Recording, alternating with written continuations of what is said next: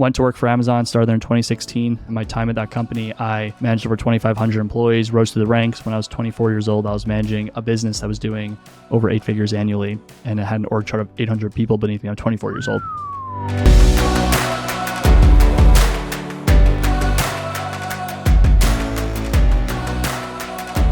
Welcome back to a brand new episode of the 8-Figure Agency Show, where a successful entrepreneur and a soon-to-be successful entrepreneur help you build an 8-figure agency by documenting our successes and our failures. Today, we are joined by a very special guest, Jordan Ross. Jordan is the founder of 8-Figure Agency. No, you didn't mishear me. He is the founder of 8-Figure Agency. When we realized the name of the show and the company aligned, we were like, we got to get you on the show.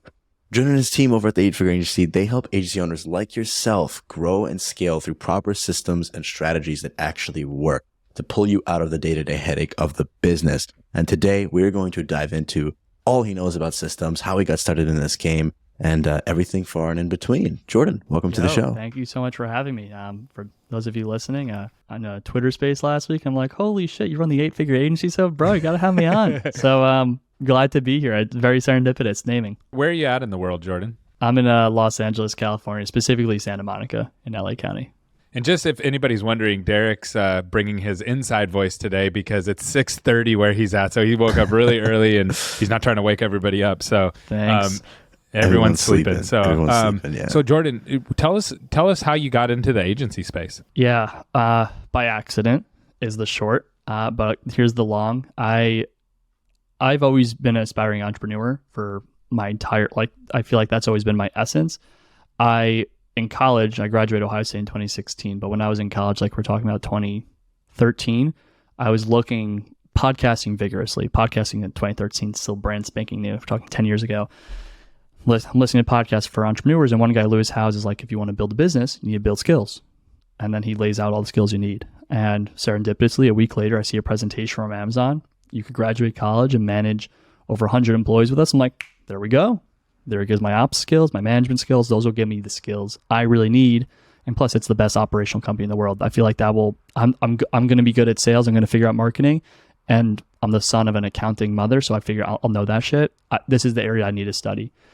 So went to work for Amazon, started there in 2016. I was there for 4 years. In my time at that company, I managed over 2,500 employees, rose through the ranks. When I was 24 years old, I was managing a business that was doing over 8 figures annually, and it had an org chart of 800 people beneath me. I'm 24 years old. Couple months into it, turned the whole business around. It was a shitty business, which is why I went there, and I wanted to get to LA. And by the time I was done, I was sitting on my ass. I was consulting on the side. So along the journey, being an aspiring entrepreneur, I started consulting businesses with operations and management, right? Do my Amazon shit. My first client ever was an agency owner. Instant product market fit. What are agency owners great at? Marketing, funnel, sales. What are they not great at? Scaling teams, scaling businesses, sourcing, hiring, managing, developing talent, operations, like figuring out how to remove themselves from, like all the things that we offer. It was like instant product market fit. And it's just organically scaled from there to the date. To date, we've worked with over 600 agencies, and our largest client last year did 60 million, and we got over 120 active clients right now. So it's been a journey. It's been so fun. That's so awesome. So you fit perfectly into the world of what we talk about here on a daily basis.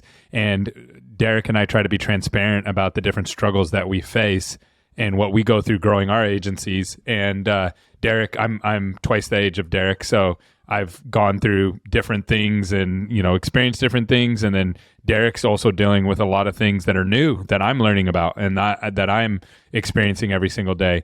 And so I would love to hear from you, Jordan, like what are you helping clients with right now that you see that just everybody's struggling with and there's something that you're helping them with to solve that problem? We're a consultancy, and our core focus is helping you build a scalable business that can grow without you, right? And the reason that's the core focus, if your business can grow without you, that means you are not the center of your business. Your business should not be built around you, which inherently 99% of businesses are built around the founder. Like the issues run through the founder, the bottlenecks run through the founder.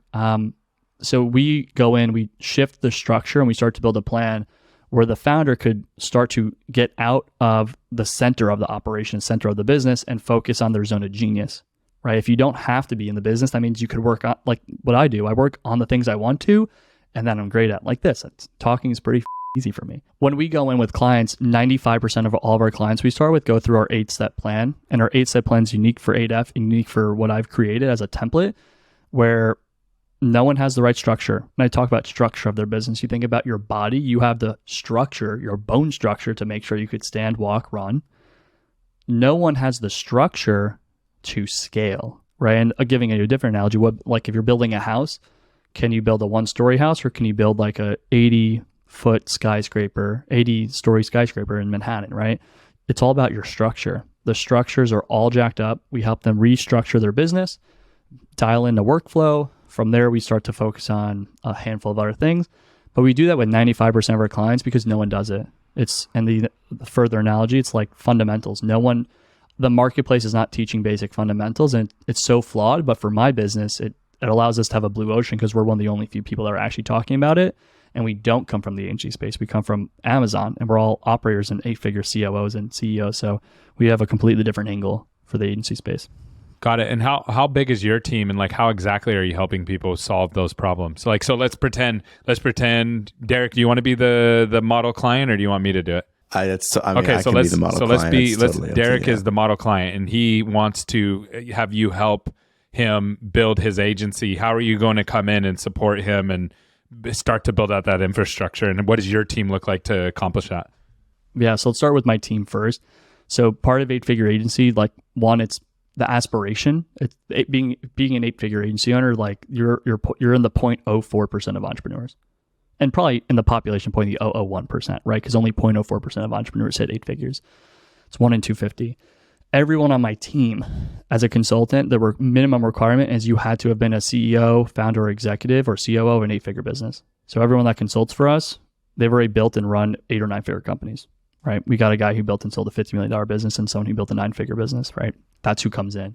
The difference between us and the marketplace, most services in the marketplace, it's an out-of-the-box solution, right? Digital, like you guys know them. I'm not going to call them out by name, but you know them. They're out-of-the-box solutions or they're group experiences. When we come in, and my inherent focus is not to be an out-of-the-box solution or to do a group experience, it's to be one-on-one, and we're coming in as a business partner, right? Because my inherent belief, everyone needs one-on-one, unique, specific white glove support. And when we come on, we do an extensive audit and we do due diligence of you. So we'll interview Derek, we'll interview the partners or other relevant stakeholders. Then we'll go look at all the systems, and then we'll take that in conjunction with his goal. So I just got off a call with the founder this morning. Guy is on track to do $3 million this year. He wants to hit 40 employees and sell. That's a different trajectory than what Derek's might be, where he might want to scale to forever, right? So we take that end goal in mind and we build a 12-week plan for the first quarter, and then we hold weekly calls to make sure we're following the plan and we have clarity on how to execute that plan. That's it. It's accountability and clarity. If you're a good entrepreneur, you have a clear plan that's white glove and specific to you and your circumstances, what you do have and what ignoring and building towards what you don't have. And you have someone holding your hand, answering all your questions, getting on calls with you weekly to make sure you know how to build it out, answering all of your Slack questions. And as you build it, you send it to us. It's a home run. It's guaranteed success because for us, it's a proven model. It's already worked. So that's why, I was talking to someone that wants to collaborate with me. He owns 20 businesses. He's a serial entrepreneur.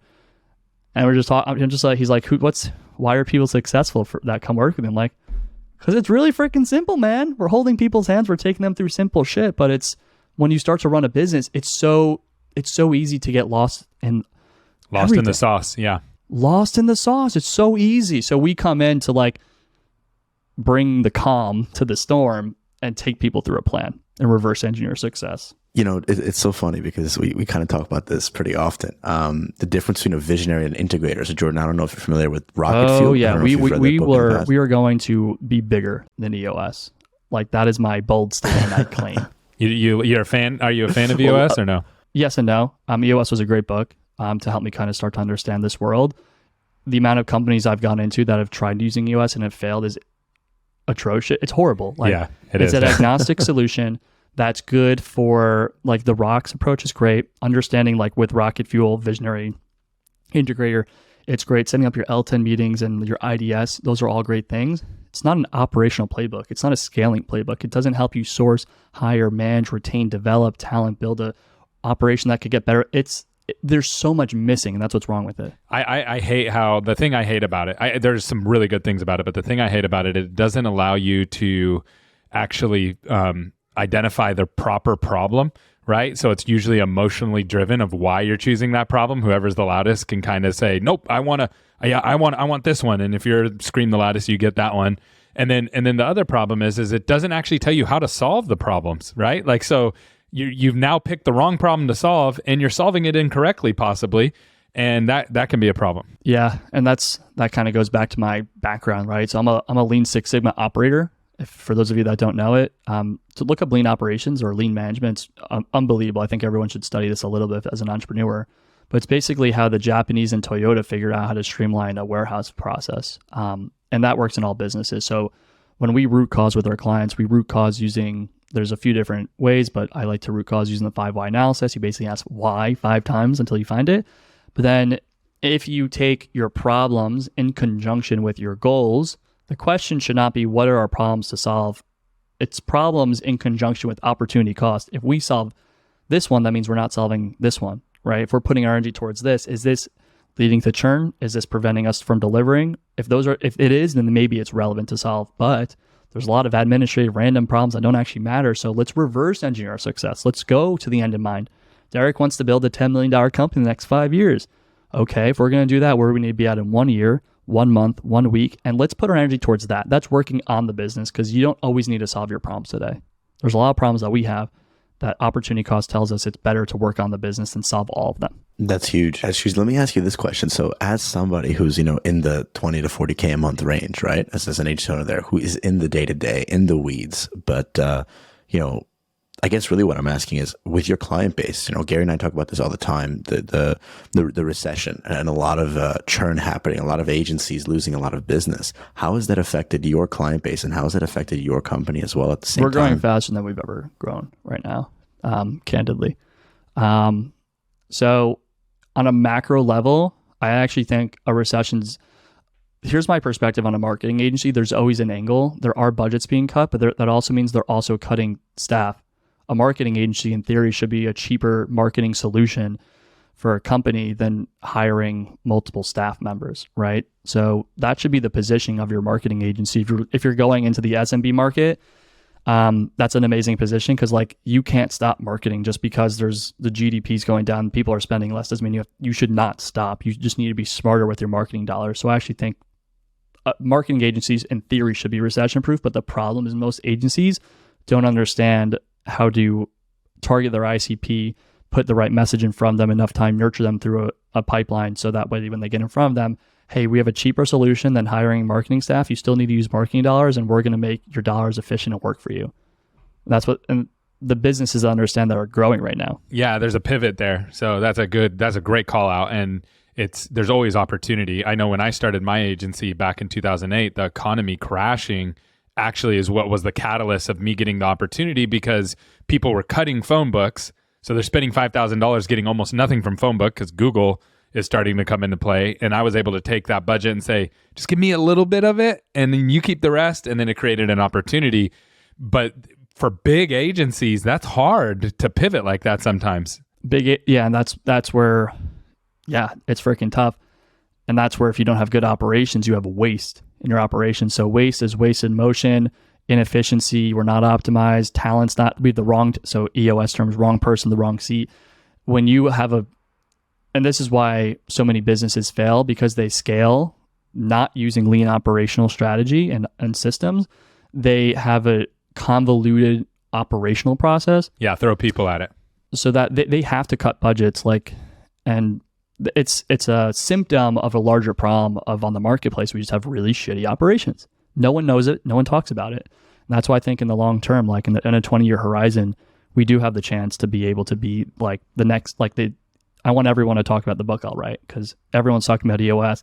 EOS is okay. It does not solve what the marketplace needs, though. And I that's why I really do believe staying in this one lane. And just for the audience, too, because we have a lot of people who are early in the stages of their agencies. I think, and you can correct me and go super hard at it if you think I'm wrong, no problem. But EOS is good if you don't have anything, right? So if you're just out here winging it, 100%. and just it's just me and my team, and it's okay, this will help you build the infrastructure. But then you have to realize there's going to become a limit. It's going to start creating limitations. Exactly. It's you're building a foundation to build a 2-story house rather than like a 10-story apartment building. Yeah, actually, I've won through Traction. I've gone through Rocket Fuel. For me personally, the bigger help was Rocket Fuel because it helped me realize, like, wait a minute, I might not be, and I realized I was a visionary. That's why as I'm sitting here and as I'm listening, I'm like, this stuff freaks me out because I'm like, systems, operations, I'm like, I can't. I can't. But, it's really interesting because I would love to ask you, what kind of resources or books are in the works for you where you're going to be challenging EOS that an agency owner like me could look at that would actually help me? Because I need that. I need someone to say, hey, this is broken. Fix your meeting structure. Fix your systems. Like, what is coming out in the near future that can help with that? Hopefully we could have a best-selling book, and not an Amazon best-selling book, because everyone on LinkedIn's an Amazon or bestseller, which is whatever. But we have 9 core chapters of what we address with companies, right? And I'll quickly reference them right now. We have our core foundational operational chapter, right? That helps you set up an operation that's scalable. You have your management chapter, which is about retaining and developing talent. Your hiring chapter, which is about sourcing, hiring talent.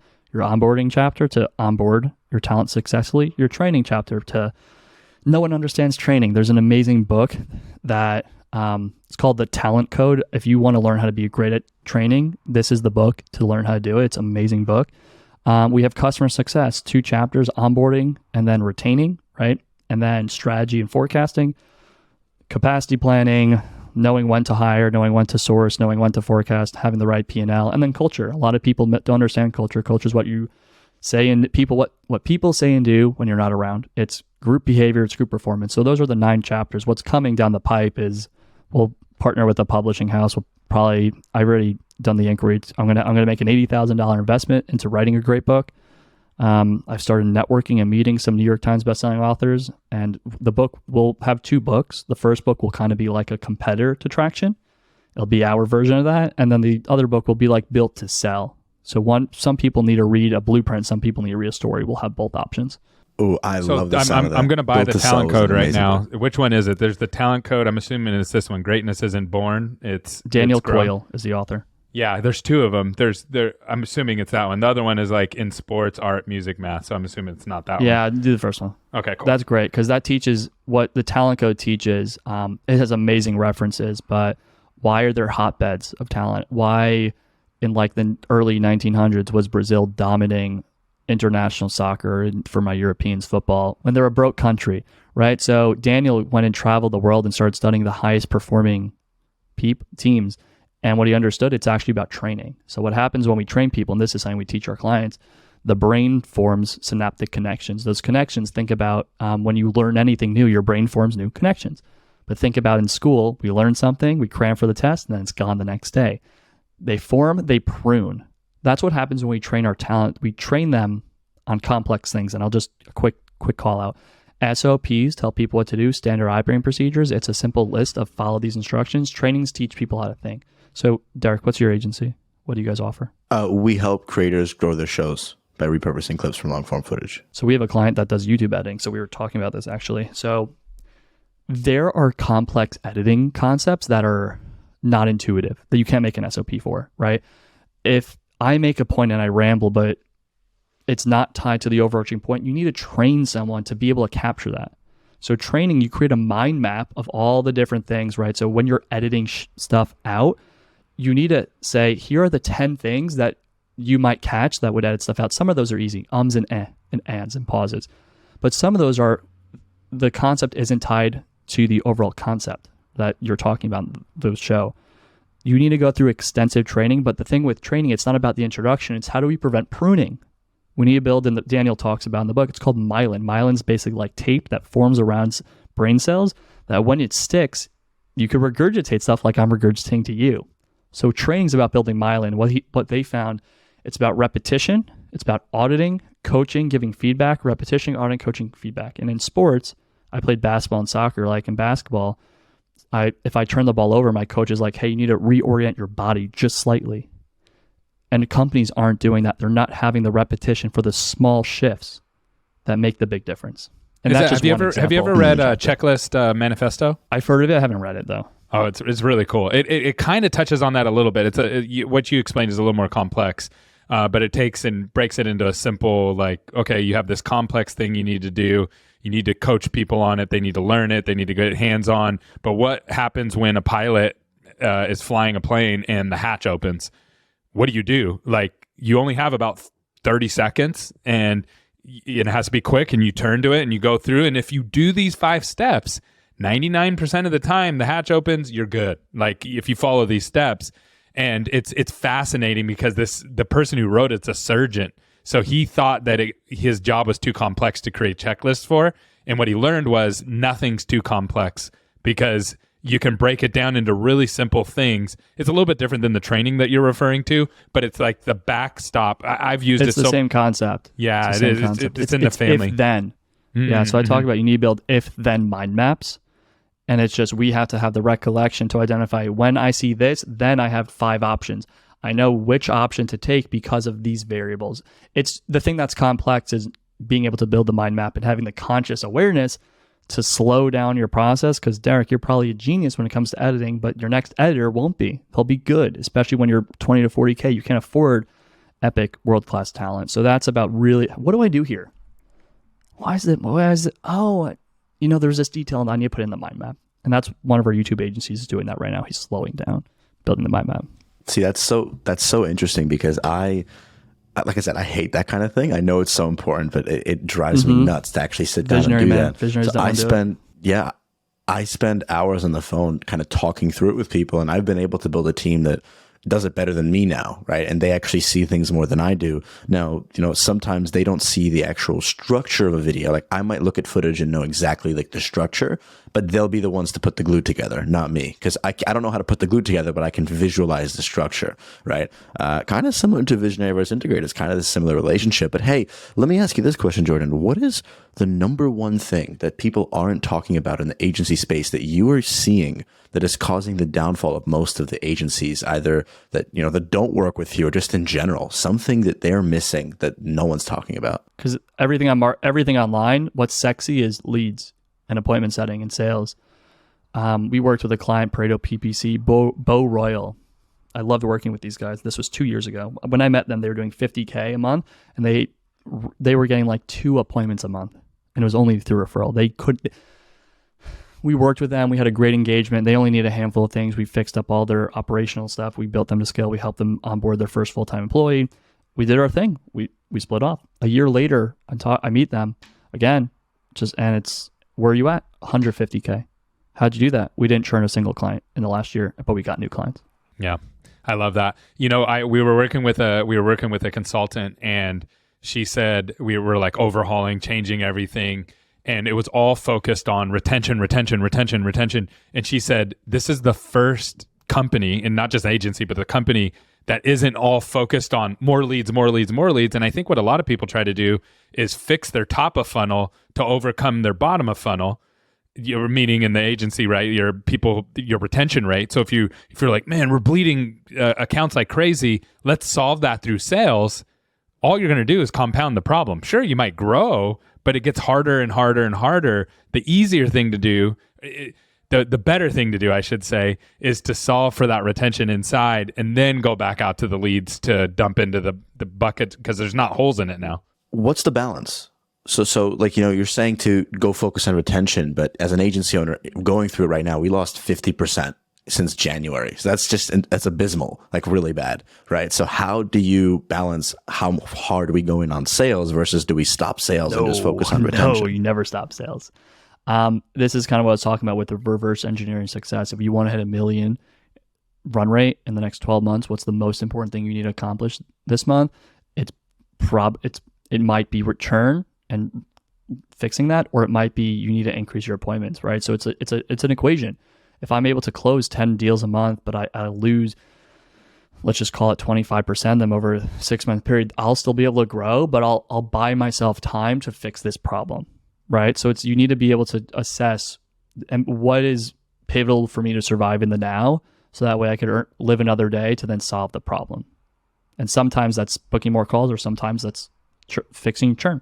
And that's where you need to make an assessment and analysis as a founder. That's awesome. This has been really good. I got a question for you. So if we're sitting in a stadium, we got 10,000 agency owners. They all want to grow. They're all dealing with churn is probably the biggest issue everybody's dealing with right now. They don't have the internal operational structure that they should, but they all want to grow, and they have their visionaries that you're talking to.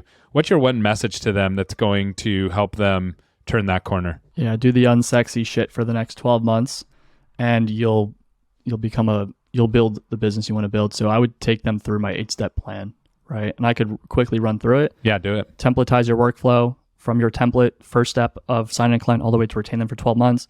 That will indicate where do I need to build SOPs and trainings for. From there, you need to dial in your org chart, which is a lot of people think it's who reports to whom. What's more important is what are the KPIs, responsibilities, and goals, so we could have measurable and trackable items. From there, that will correlate to who does what within project management, and then we create daily checklists, daily and weekly checklists. I get an end-of-day report every day from the daily checklist. These are things from that template that you do every single day and every single week. Right. From there, you then want to structure your data and meetings well. Right. So for an agency that's doing editing, it might not be so relevant for data, but maybe the performance is relevant. But for SEO and paid medias and things like this, we need to have the data.